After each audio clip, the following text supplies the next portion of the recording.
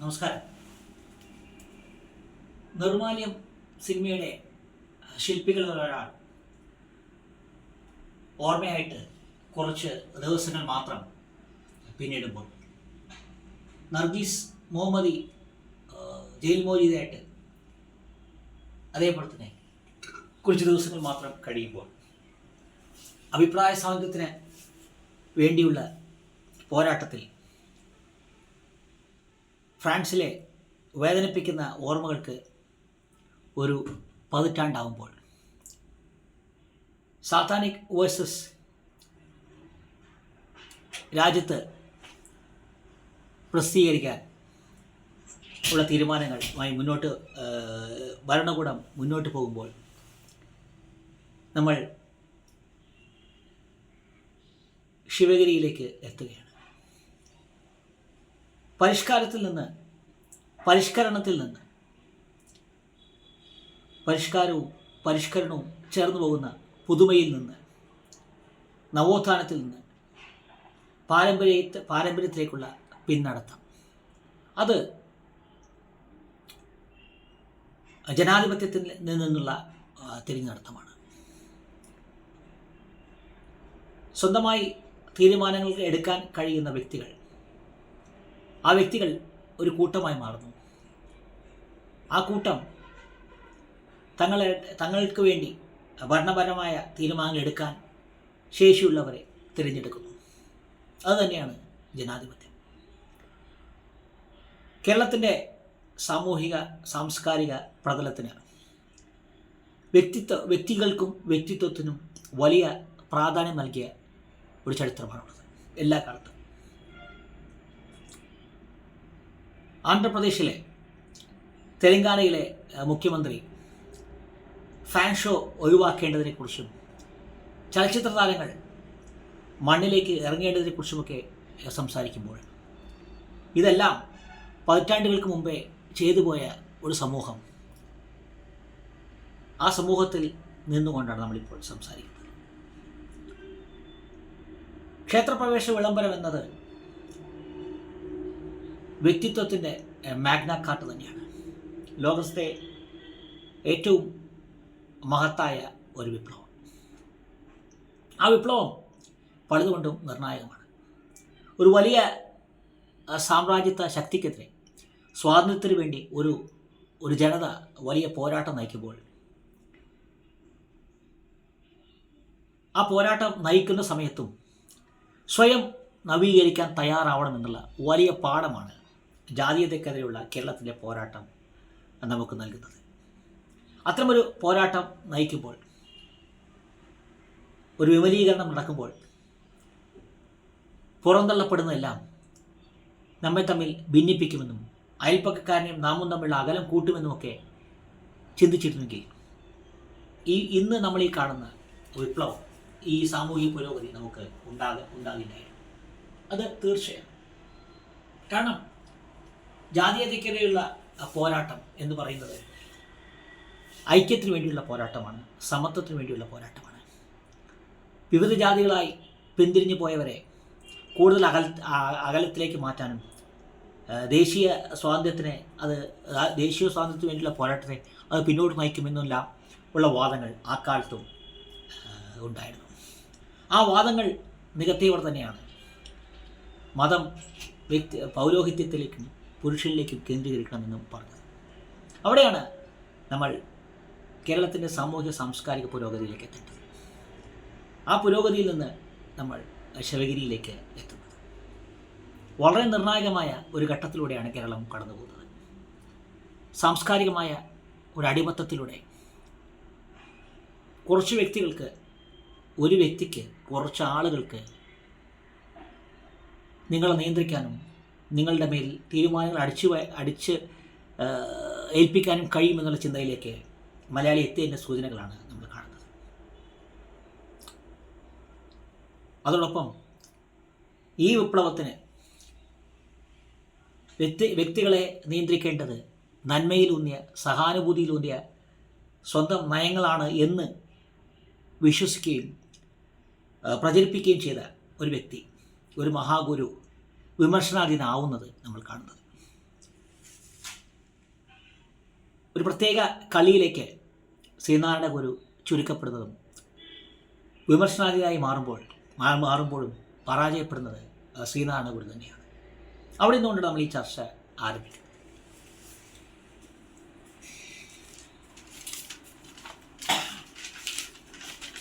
ഈ ചർച്ചയുടെ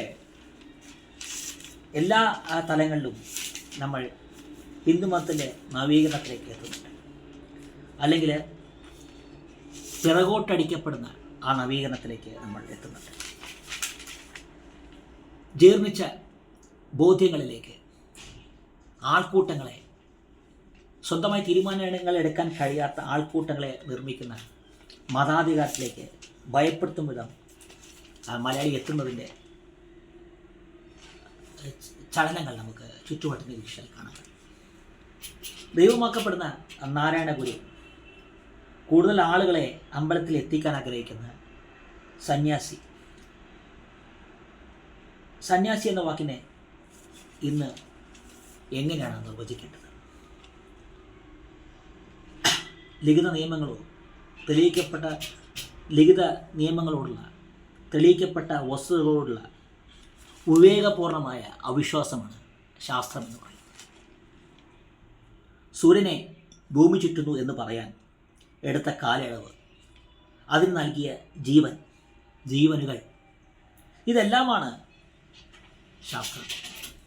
അപ്പോഴാണ് സുനിത വില്യംസ് ഭൂമിയിലേക്ക് തിരിച്ചെത്താനും ശൂന്യാകാശത്തെ മാലിന്യം നീക്കം ചെയ്യാൻ ISROയും ചിന്തിക്കുമ്പോൾ, അപ്പോഴാണ് ലിഖിത നിയമങ്ങൾ, ആചാരങ്ങൾ എന്നിവയുടെ സംരക്ഷണത്തിന് വിശ്വപൗരന്മാരാണെന്ന് സ്വയം വിശ്വസിക്കുന്ന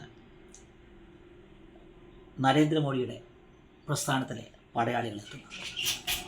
ഇത് വളരെ നിർണായകമാണ്. എല്ലാ അർത്ഥത്തിലും വിശ്വാസങ്ങളെ, വിഗ്രഹങ്ങളെ വഞ്ചിച്ച് വെല്ലുവിളിച്ചയാളാണ് ശ്രീനാരായണ ഗുരു.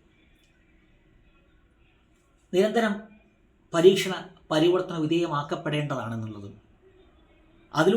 അതാണ് സനാതനമെന്ന് വിശ്വസിക്കുന്ന ഒരാളാണ്. അത് സനാതനം എന്ന ഒരു വാക്കിലേക്ക് ചുരുക്കുകയും ഇസ്ലാമിക ഭീകരവാദത്തിന് വലിയ പിന്തുണ നൽകിയ ഒരു രാഷ്ട്രീയ പ്രസ്ഥാനം ഹൈന്ദവ വികാരങ്ങളെ വിമർശിക്കുകയാണ് എന്നുള്ള ധാരണയിലൂടെ RSSനെ കടന്നാക്രമിക്കുക നമ്മൾ കാണുന്നുണ്ട്. പർദ്ദയ്ക്കും മുത്തലാഖിനും വേണ്ടി UCCക്ക് എതിരായി സമരം ചെയ്ത് ലോകത്തെ ഏറ്റവും വലിയ മുസ്ലിം പാർട്ടിയായി മാറിക്കഴിഞ്ഞ കോൺഗ്രസിൻ്റെ ദൈന്യത നമ്മൾ അംഗീകരിച്ചുകൊണ്ട് തന്നെ നമ്മൾ ഈ ചർച്ച കമ്മ്യൂണിസ്റ്റ് പാർട്ടിയിലേക്കാണ് ആദ്യം എത്തേണ്ടത്. കാരണം ഇടതുപക്ഷം എന്ന് പറയുന്ന സംവിധാനത്തിൻ്റെ മൂല്യച്യുതിയിലേക്കാണ് ഇതെത്തുന്നത്. പക്ഷേ പരിഷ്കരിക്കാനും ചോദ്യം ചെയ്യാനും യുക്തിപൂർവ്വം വിലയിരുത്താനും പ്രഖ്യാപിച്ച ഒരാൾ, സമത്വത്തിനു വേണ്ടി നിലകൊണ്ട ഒരാൾ, ദൈവമാക്കപ്പെടുന്ന ഒരു സമുദായത്തിൻ്റേത് മാത്രമാക്കപ്പെടുന്ന ഒരു ദൈന്യതയാണ് നമ്മൾ കാണുന്നത്. ഏത് രൂപത്തിൽ കാണാനും, ഏത് രൂപത്തിൽ വിശ്വസിക്കാനും, ഏത് രൂപത്തിൽ അർച്ചന ചെയ്യാനും അധികാരം നൽകുന്ന ഒരു വിശ്വാസം. കുരുതിയുള്ള മുത്തപ്പന് കള്ള് നൽകുന്ന, ഗുരുവായൂരപ്പന് പൂക്കൾ നൽകുന്ന, കാവും മണ്ണും പുഴകളും എല്ലാം സംരക്ഷിക്കപ്പെടുന്ന, മണ്ണിൽ ചവിട്ടി വലം വയ്ക്കുന്ന, മണ്ണിനെ വലം വയ്ക്കുന്ന, പ്രകൃതിയെ വലം വയ്ക്കുന്ന ഒരു വലിയ സംസ്കാരം കുറച്ച് പേരിലേക്ക് കടന്നു പോകുന്ന വേദനിപ്പിക്കുന്ന കാഴ്ച നമ്മൾ കാണുന്നുണ്ട്. അതോടൊപ്പം തന്നെ ആ വിശ്വാസം, ആ സംവിധാനം കുറച്ച് പൂജാരിമാരുടേതാകുന്നു, കുറച്ച് സന്യാസിമാരുടേതാകുന്നു. ശിവഗിരി വിമർശനാതീതമാകുന്നു. കുറച്ച് വ്യക്തികൾ, കുറച്ച് തന്ത്രികൾ, കുറച്ച് സന്യാസിമാർ, അവർക്ക് കീഴിലേക്ക് ഒരു മതം ചുരുങ്ങുന്നു. ഇത് വളരെ ഗൗരവപൂർവ്വം കാണേണ്ട ഒരു കാഴ്ച. അവിടെയാണ് ശബരിമലയിലെ സ്ത്രീ പ്രവേശനം എന്ന് പറയുന്നത് വളരെ വളരെ നിർണായകമാണ്. വഴികൾ അടയ്ക്കുകയല്ല, തുറക്കുകയാണ് ചെയ്യേണ്ടത് എന്നതാണ് ക്ഷേത്രപ്രവേശന വിളംബരത്തിൻ്റെ അർത്ഥം. ഈഴവശിവനും കോട്ടും സൂട്ടും ഇട്ട സന്യാസിമാരും എല്ലാവരെയും വിഭാവനം ചെയ്തത് ശ്രീനാരായണ ഗുരു വിവാഹം ചെയ്തത് അത്തരമൊരു ആശയത്തിലാണ്. അത്തരമൊരു ആശയം വൈക്കം സത്യാഗ്രഹം ഒരു നൂറ്റാണ്ടിലേക്ക് എത്താൻ ഒരു പതിറ്റാണ്ട് മാത്രം ബാക്കിയുള്ള ഒരു ഘട്ടത്തിൽ ശബരിമല ശ്രീപ്രവേശനം ഒരു വലിയ ശരിയാകുമായിരുന്നു. എന്നാൽ അവിടെ നിന്ന് തുടങ്ങുന്നു, അവിടെ നിന്ന് നമ്മൾ തിരിച്ചറിയുന്നു കേരളത്തിൻ്റെ സാമൂഹിക മനസ്ഥിതി. ആ മനസ്ഥിതിക്ക് കാരണം തീർച്ചയായും ഇസ്ലാമിക ഭീകരവാദത്തിൻ്റെ പ്രീണനം തന്നെയാണെന്നുള്ളത് നമ്മൾ അംഗീകരിക്കുമ്പോഴും അവിടെയാണ് നമ്മൾ വീണ്ടും ശ്രീനാരായണ ഗുരുവിലേക്ക് എത്തുന്നത്. കാരണം പരസ്പരം കലരുന്ന, പരസ്പരം ചേർന്നു പോകുന്ന സമൂഹങ്ങളാണ് ലോകമെമ്പാടും. ആ പരസ്പരം കലർന്ന് പരസ്പരം ചേർന്ന് പോകുന്ന സമൂഹങ്ങളിൽ കൊടുക്കൽ വാങ്ങൽ തീർച്ചയായും നടക്കും. അതിൻ്റേതായ പരിവർത്തനം ഒരു സമൂഹത്തിലുണ്ടാകും, ചിന്തകളിലുണ്ടാകും. അവിടെയാണ് പരിഷ്കരണത്തെ പാരമ്പര്യം തോൽപ്പിക്കുന്നത്.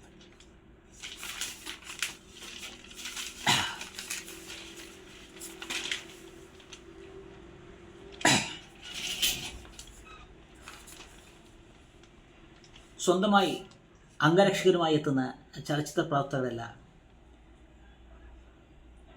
അവരാൽ ആനയിക്കപ്പെടുന്ന താരങ്ങളല്ല. ഇതൊന്നുമല്ല ഒരു സമൂഹത്തിൻ്റെ പരിച്ഛേദം.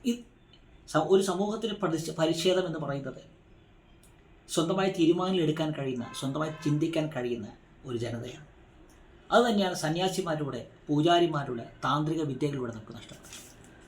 മതത്തെ നിർണയിക്കാൻ കുറച്ചു പേർക്ക് അധികാരമുണ്ടാകുന്ന ഒരു പേടിപ്പിക്കുന്ന സാധനം. ഭൂമിയുടെ അധികാരത്തിലൂടെ നേടിയെടുത്ത അധികാരം മതത്തിന് മേലുള്ള അധികാരമായി സ്ഥാപിച്ച ഒരു കാലഘട്ടം നമുക്കുണ്ട്, എല്ലായിടത്തും ഉണ്ട്. ഇപ്പോൾ വഖഫുമായി ബന്ധപ്പെട്ട് നടക്കുന്നതും അഗ്രഹാരങ്ങൾ എന്ന പേരിൽ നടക്കുന്നതും ഇത് തന്നെയാണ്. ചില ശരികളെ നിർണയിക്കാൻ കുറച്ചു പേർക്ക് അധികാരമുണ്ടാകും. അത് വേദം പഠിക്കാനാവാം, അമ്പലത്തിൽ പൂജ ചെയ്യാനാവാം. വലിയൊരു സമത്വത്തിലേക്ക് നടക്കണമെങ്കിൽ ഇത്തരം മാമൂലുകളെ ധിക്കരിക്കേണ്ടി വരും, തിരസ്കരിക്കേണ്ടി വരും. മനുഷ്യനാൽ എഴുതപ്പെട്ടത് തന്നെയാണ് ചരിത്രം, മനുഷ്യനാൽ നിർമ്മിക്കപ്പെട്ടത് തന്നെയാണ് മതം. തൊഴിലധിഷ്ഠിതമായ ഒരു വ്യവസ്ഥ മതത്തിൽ അധിഷ്ഠിതമായി മാറ്റുകയും ചില തൊഴിലുകൾ ചെയ്യാനുള്ള അധികാരം ചിലർക്കാവുകയും അവരിൽ ആ ചില തൊഴിലുകൾ ചെയ്യുന്നവർക്ക് സാമൂഹികമായ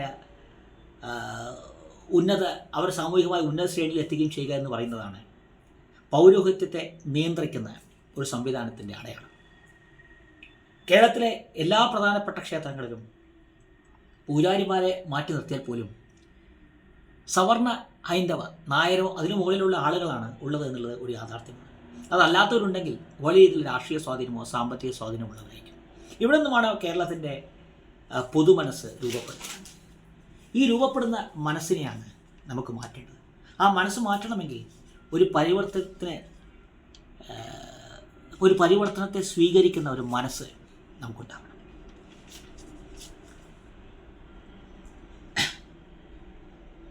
വ്യക്തിത്വത്തെയും പൗരബോധത്തെയും ഏറ്റവും പുരോഗമനാത്മകമായി, ഏറ്റവും ജനാധിപത്യ ബോധത്തിലൂടെ, സഹാനുഭൂതിയിലും ആത്മവിശ്വാസത്തിലും അധിഷ്ഠിതമായി നിർവഹിച്ച ഒരു നാരായണ ഗുരു. ശബരിമലയിലെ സ്ത്രീ പ്രവേശനവും വനിതാ ദളിത് പൂജാരിമാരും അഹിന്ദുക്കളും നിരീശ്വരവാദികളും എല്ലാം കയറുന്ന അമ്പലങ്ങളാണ് നാരായണ ഗുരുവിനുള്ള ഏറ്റവും വലിയ ആദരമായിട്ടുള്ളത്. അവിടെയാണ് ശ്രീനാരായണ ഗുരു പരാജയപ്പെടുന്നത്. ഊരേണ്ടത് മേൽക്കുപ്പായമല്ല, അയിത്വത്തിൻ്റെ അശുദ്ധിയുടെ നിർമ്മിതികളാണ്. അവയാണ് ഊരി വലിച്ചെറിയപ്പെടേണ്ടത്. അശുദ്ധി നിർണയിക്കുന്നത്, അവയെ നിയന്ത്രിക്കുന്നത് ഒരു പറ്റം ആളുകളാണ്. അവർ പുരുഷന്മാരാണ് എന്നിടത്താണ് ശബരിമല അടക്കമുള്ള വിഷയം ഉണ്ടാകുന്നത്. സച്ചിദാനന്ദപുരിയുടെ വിഷയത്തെ ഒരു പിണറായി വിജയൻ ഏറ്റെടുത്തില്ലായിരുന്നെങ്കിൽ പോലും സവർണ ഹൈന്ദവത അതിനെ എതിരിടുമായി. കാരണം അഭിപ്രായം പറഞ്ഞത് കാഞ്ചി കാമകോടിയല്ല എന്നതാണ്. ഇതുതന്നെയാണ് കേരളത്തിൻ്റെ സവർണ ബോധത്തെ നിയന്ത്രിക്കുന്നത്, ഹിന്ദുവിൻ്റെ സവർണ ബോധത്തെ നിയന്ത്രിക്കുന്നത്. ആ നിയന്ത്രണങ്ങളെ പുരുഷ മേൽക്കോയ്മയുമായി ചേർത്തുകൊണ്ടാണ് പൗരോഹിത്യം മുന്നോട്ട് പോകുന്നത്. അതിനെ എതിർക്കാനുള്ള വലിയ അവസരമാണ് നമുക്ക് നഷ്ടപ്പെട്ടത്.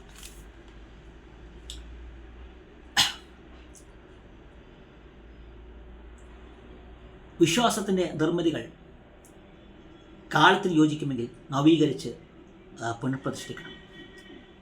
മാറാൻ വിമുഖത കാണിക്കുന്ന പുരുഷ കേന്ദ്രീകൃത വർണ്ണാശ്രമങ്ങളെ, അവയിൽ കെട്ടിപ്പൊക്കിയ അമ്പലങ്ങളെ തീയിടണം എന്നതാണ് കേരളത്തിൻ്റെ ജാതി മേൽക്കോയ്മയ്ക്കെതിരായുള്ള കേരളത്തിൻ്റെ പോരാട്ടങ്ങളിൽ ഉയർന്നു കേട്ട ഏറ്റവും പ്രധാനപ്പെട്ട ആശയം. ആ ആശയമാണ് എല്ലാ അർത്ഥത്തിലും പ്രാവർത്തികമാക്കിയത്. കലയും മാധ്യമപ്രവർത്തനവുമെല്ലാം വിലക്കപ്പെട്ടവയെ അങ്ങോട്ട് ചെന്ന് നേരിട്ടിരുന്ന ഒരു കാലം. എന്നാൽ ആ കാലം തിരിച്ചു വരാൻ കഴിയാത്ത വിധം നമ്മളിന്നും അകന്ന് പോയിരിക്കുന്നു. തനിക്കറിയുന്നതോ തനിക്കിഷ്ടമല്ലാത്തതോ ആയ ഒരു വിഷയം അങ്ങനെയൊന്നുമില്ലെന്നും അത് അനീതിയാണ്, അവിടേക്ക് താൻ ചെന്ന് പരിഷ്കരിക്കേണ്ടതാണെന്നും അവിടെ ചെന്ന് ഞാൻ ഇടപെടേണ്ടതാണെന്നും കരുതിയിരുന്ന ഒരു കേരളം. അങ്ങനെ കരുതിയിരുന്നവർക്ക് വലിയ അവസരങ്ങൾ നൽകിയിരുന്ന, സ്ഥാനമാനങ്ങൾ നൽകിയിരുന്ന കേരളം. ആ കേരളം ഇത് ഇന്നില്ല. ഇത് നിങ്ങളുടെ വിഷയമല്ല, ഇത് നിങ്ങൾ പറയേണ്ട എന്ന് പറയാൻ അധികാരമുള്ള ഒരു കൂട്ടം എല്ലായിടത്തും വരുന്നു. അവർ സാധാരണക്കാരല്ലാതാവുന്നു. അതിൽ പാണക്കാട് തങ്ങളും ചിദാനന്ദപുരിയും ഉൾപ്പെടെ ഒരുപാട് പേരുണ്ട്. ഇവിടെയാണ് നേരത്തെ പറഞ്ഞ നമ്മൾ മുമ്പ് എല്ലായിടത്തും ചർച്ച ചെയ്യാറുള്ള ഇസ്ലാമിക പ്രീണനം നിർണ്ണായിരുന്നു. പർദ്ദയും ബുർക്കയും യൂണിയൻ സിവിൽ കോഡും എല്ലാം കേരളത്തിലെ സ്വയം മതേതരം എന്ന് വിശേഷിപ്പിക്കുന്ന സംവിധാനങ്ങൾ എങ്ങനെ നേരിട്ടു എന്നുള്ളതാണ് നമ്മൾ കാണേണ്ടത്. അതിൻ്റെ പ്രതിഫലനമാണ് ഈ കാണുന്നതെല്ലാം.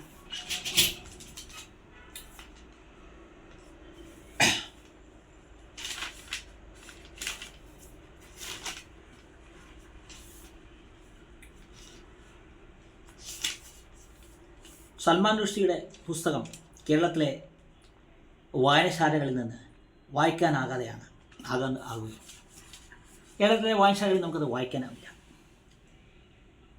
കാരണം കേരളത്തിൻ്റെ സാമൂഹിക പശ്ചാത്തലം അത്തരത്തിലുള്ളതാണ്. ലോകമെമ്പാടുമുള്ള സാമൂഹിക പശ്ചാത്തലം അത്തരത്തിലുള്ളതാണ്.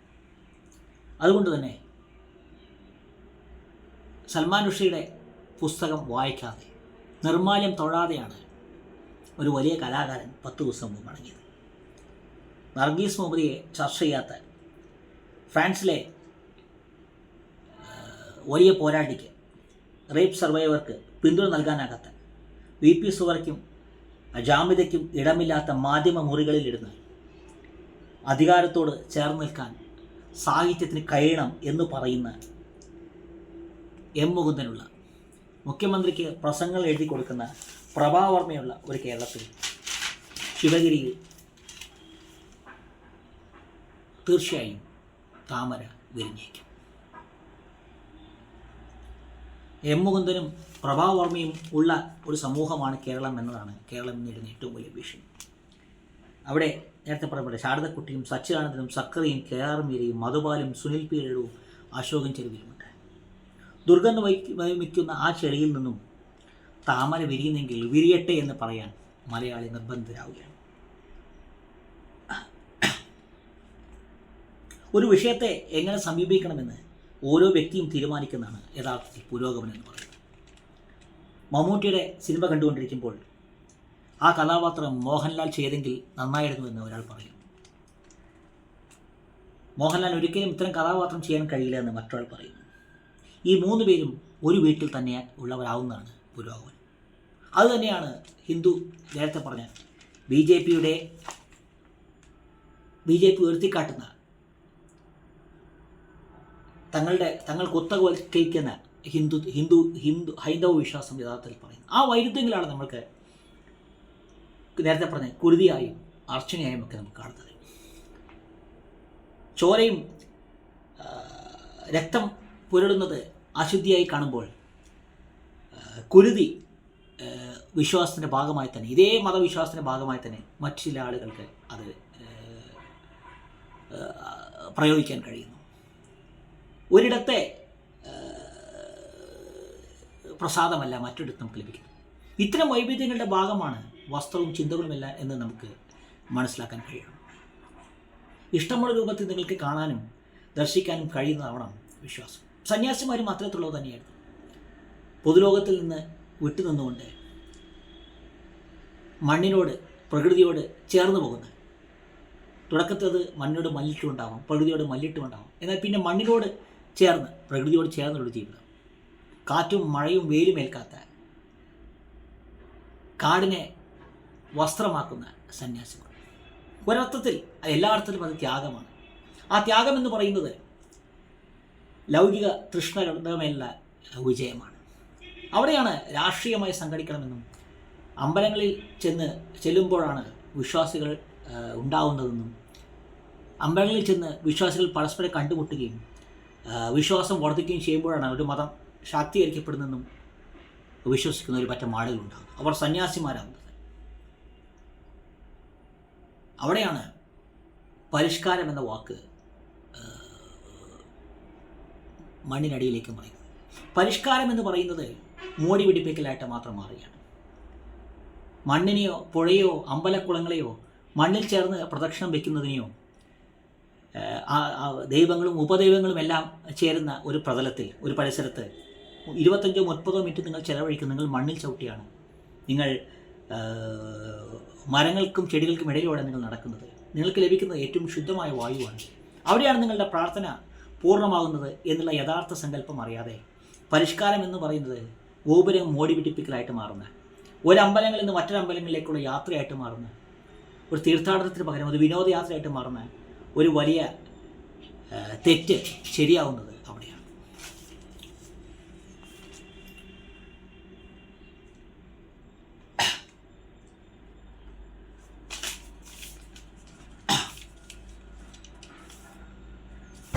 നേരത്തെ പറഞ്ഞ പോലെ കാവുകളും പുഴകളും മണ്ണിനോട് ചേർന്നുള്ള നടത്തവും ഇറച്ചിയും മീനും കഴിക്കുന്നവർക്ക് കുളിച്ചിട്ട് അമ്പലത്തിൽ പോകേണ്ടതുണ്ടോ എന്നും കുളിക്കുന്നത് കൊണ്ട് ആമാശ ശുദ്ധമാകുമെന്നൊക്കെ ചിന്തിക്കാൻ കഴിഞ്ഞിരുന്ന സ്വതന്ത്ര ചിന്തകൾക്ക് ഇടമുണ്ടായിരുന്ന ഒരു ഇടം. അവിടെ സ്വന്തം ചിന്തകൾക്കോ ഇടമില്ലാതെ ആയിപ്പോകുന്നു എന്നുള്ളതും, അതോടൊപ്പം തന്നെ ശ്രീനാരായണ ഗുരുവിൻ്റെ ആശയങ്ങൾ പോലും വിഗ്രഹങ്ങളെ ബന്ധിച്ചുകൊണ്ട്, തകർത്തുകൊണ്ട്, എല്ലാവർക്കും എത്താൻ കഴിയുന്ന അമ്പലങ്ങൾ ഉണ്ടാക്കിക്കൊണ്ട്, എല്ലാവർക്കും തൊഴാൻ കഴിയുന്ന ദൈവത്തെ ഉണ്ടാക്കിക്കൊണ്ട്, ഇന്നലകളിലെ തിന്മകളെ വെല്ലുവിളിച്ചുകൊണ്ട്, നാളെയിലേക്കുള്ള പോക്ക്, നാളെയിലേക്കുള്ള സഞ്ചാരം ഇന്നലകളെ മനസ്സിലാക്കിക്കൊണ്ട്, തിരുത്തിക്കൊണ്ട് ഇന്ന് സംഭവിക്കുന്നതാണെന്ന് വിശ്വസിച്ച ഒരു വ്യക്തി വിമർശനാതീതമായി മാറുകയും ഒരു ചെറിയ കോളത്തിലേക്ക് കടക്കുകയുമാണ് ചെയ്തത്. സമത്വത്തിൻ്റെ, ജാതീയതയില്ലാത്ത ഒരു ആശയത്തിൻ്റെ പ്രചാരകൻ ഒരു ദളിതൻ മാത്രമായി മാറുന്നത്, ഒരു സംവിധാനത്തിൻ്റെ ദളിത് എന്ന വാക്കും സവർണ എന്ന വാക്കും ഇല്ലാതാക്കാൻ വേണ്ടി പ്രവർത്തിച്ച ഒരു വ്യക്തി അത്തരമൊരു കള്ളിയിലേക്ക് ചുരുക്കപ്പെടുന്നൊരു കാഴ്ചയാണ് നമ്മൾ കാണുന്നത്. നാളെ നാരായണ ഗുരുവും വിമർശനാധീനാവും എന്നത് ഉറപ്പാണ്. ശാപവും മരണവും ഏറ്റുവാങ്ങിയ, യുദ്ധത്തിന് കാരണക്കാരായ ദൈവങ്ങളുള്ള ഒരു സംസ്കാരം ഏറ്റവും ആദ്യം പ്രോത്സാഹിപ്പിച്ചത് വിമർശനത്തെയാണ്. ഒളിയമ്പേത് കൊന്ന ദൈവവും ശാപമേറ്റുവാങ്ങി പാമ്പ് കടിയേറ്റ് മരിച്ച ദൈവവും, ഇതെല്ലാമുള്ള ഒരു സംസ്കാരം. പരിണാമം എന്ന സ്ഥായി ഭാവം അതാണ് തത്വമസി എന്ന് തിരിച്ചറിഞ്ഞ ഒരു സംസ്കാരം. കാലദേശാന്തരങ്ങളെ താണ്ടി, കാലദേശാന്തരങ്ങൾക്കപ്പുറം എല്ലാം ഒന്നിലേക്കെത്തി അത് നീയാകുന്നു എന്ന് പറയുന്നതാണ് തത്വമസി എന്ന് വിശ്വസിച്ചിരിക്കുന്ന ഒരു സംസ്കാരം. ആ സംസ്കാരമാണ് ഇന്ന് ചോദ്യം ചെയ്യപ്പെടുന്നത്. ശ്രീനാരായണ ഗുരു പരാജയപ്പെടുമ്പോൾ പരിഷ്കരിക്കാനും നവീകരിക്കാനുമുള്ള ഒരു മനസ്സാണ് ഇല്ലാതെ. അതുകൊണ്ട് തന്നെ പൗരോഹിത്യത്തിലേക്ക് നമ്മൾ തിരിച്ചെത്തുകയാണ്. പൗരോഹിത്യം പൊതുയിടങ്ങളിൽ പരസ്പരം കലഹിക്കും നമ്മൾ കാണുന്നുണ്ട്. ഒരു മതത്തിൻ്റെ ഉള്ളിൽ നിന്നുകൊണ്ട് തന്നെ അവർ പരസ്പരം കലഹിക്കുന്നു. വലിയോളം അവർ പൊതുലോകത്തിന് മുന്നിൽ പരിഹാസ്യരാകുന്നുണ്ട്. എന്നാൽ അവർ പരിഹാസ്യരാവുന്നില്ല എന്ന് വിശ്വസിക്കുന്ന ആളുകളാണ് ഏറ്റവും ആശങ്കയുണ്ടാകുന്നത്.